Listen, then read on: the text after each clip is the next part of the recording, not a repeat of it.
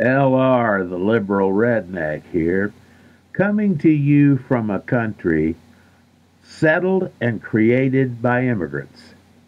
7 of the 39 men who signed the Constitution were immigrants, including 2 of the 3 most associated with its passage, Alexander Hamilton and James Wilson.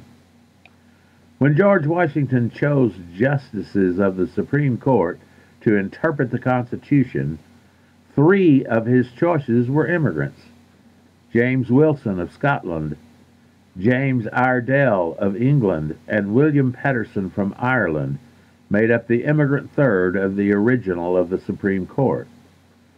4 of the first 6 secretaries of the Treasury were immigrants, 1 each from Switzerland and Scotland, and 2 from the West Indies.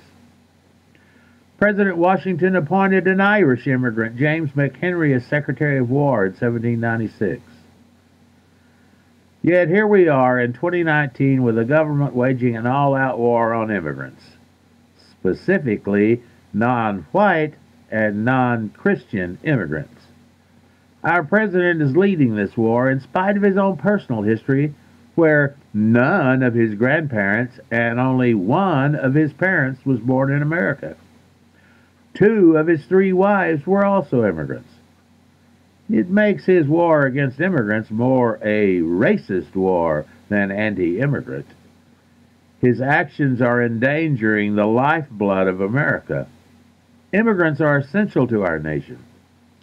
The U.S. birth rate is not keeping pace with the number of deaths, resulting in negative population growth.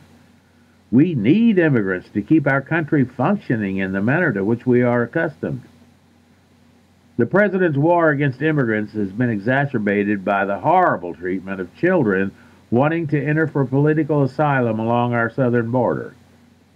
Their right to seek political asylum is granted by law, but it does not include the inhumane treatment doled out by the for-profit concentration camps established by the president at great expense to the taxpayers. The less affluent taxpayers, since rich taxpayers have been granted gigantic deductions by the president. He is even deporting immigrant military veterans who put their lives on the line to defend America and gain citizenship. Our founding fathers did not create a Christian nation, but our president wants to make it one by banning any non-Christian immigrants. The inscription on the Statue of Liberty makes no reference to race or religion. Instead, it says, "Give me your tired, your poor, your huddled masses yearning to breathe free, the wretched refuse of your teeming shore."